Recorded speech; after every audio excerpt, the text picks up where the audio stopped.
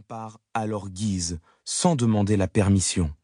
Ils en font ce qu'ils veulent et y trouvent ce qu'ils cherchent.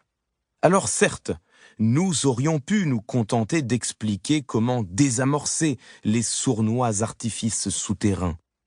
Mais qu'est-ce qui aurait empêché les lectrices et les lecteurs de les utiliser à leur tour? Rien. Les premiers à se saisir des ouvrages consacrés à la lutte contre la manipulation sont d'ailleurs souvent les manipulateurs eux-mêmes qui y glanent de précieuses ressources. Voilà pourquoi le décryptage seul est un leurre, un vœu pieux, une imposture confortable. Savoir lire à travers les discours, c'est savoir les produire. Apprendre à analyser les argumentations, c'est apprendre à argumenter. Ce livre l'assume, il est autant dédié à la critique qu'à la pratique de la rhétorique. L'une ne va pas sans l'autre. Car, contrairement aux idées reçues, la rhétorique n'a rien de secret ou de mystérieux. Elle s'enseigne, s'apprend, se transmet. Un petit nombre d'individus y ont d'ores et déjà accès. Ils s'y sont minutieusement formés, parfois sur les bancs de l'école, souvent sur le tas. Avocats, publicitaires, communicants, journalistes, responsables politiques ou syndicaux, tous ont fait de l'art de convaincre une profession. Au fil de leur parcours, personnel, scolaire ou professionnel, ces quelques privilégiés en ont acquis une redoutable compréhension. Quant aux autres, les plus nombreux, tant pis pour eux. Ils devront se débrouiller avec leur maîtrise instinctive des mécanismes de conviction, se reposer sur ce qu'ils croient savoir, sans jamais l'avoir vraiment appris.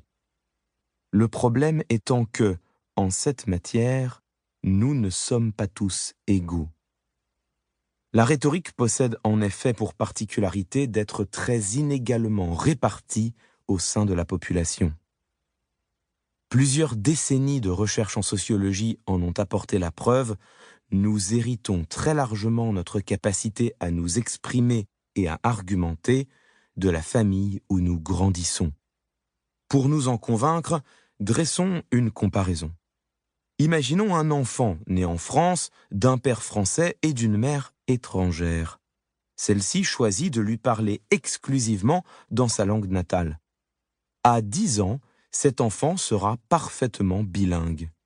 Il ne viendrait cependant à l'esprit de personne de le considérer, pour cette seule raison, comme particulièrement brillant.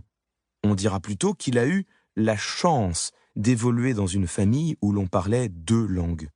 Sa compétence ne sera attribuée ni à son mérite, ni à son talent, seulement à la transmission de ses parents. Imaginons maintenant un second enfant. Son père et sa mère ne parlent que le français, mais il se trouve que l'une est avocate et l'autre professeure de littérature. À 10 ans, cet enfant disposera d'une maîtrise prodigieuse de la parole. Il sera capable d'articuler des phrases élaborées, embellies d'un vocabulaire recherché. Il n'éprouvera aucune difficulté à défendre son point de vue de manière argumentée. À l'école, il recueillera les honneurs. On le félicitera pour sa belle expression et son intelligence affûtée. Plus tard, il s'intéressera naturellement à la politique, lisant aisément entre les lignes des discours. Peut-être fera-t-il porter sa propre voix dans le débat public. Cet enfant n'aura pourtant, lui non plus, aucun mérite, seulement le privilège d'avoir bénéficié d'un précieux apprentissage, non pas la connaissance d'une langue, mais le maniement du langage. Il aura reçu la rhétorique en héritage. Ces travaux sociologiques doivent certes être nuancés. On leur objecte à juste titre que les destins ne sont jamais scellés. La preuve en serait les nombreux ouvriers dont les enfants sont devenus intellectuels, chefs d'entreprise ou ministres. Il existe bien sûr des individus qui, par talent ou par travail, par calcul ou par hasard, acquièrent d'eux-mêmes une habileté virtuelle. Para seguir escuchando este audiolibro gratuitamente, haz clic en el enlace de la descripción y podrás escucharlo completo sin coste gracias a la prueba de 30 días de Audible.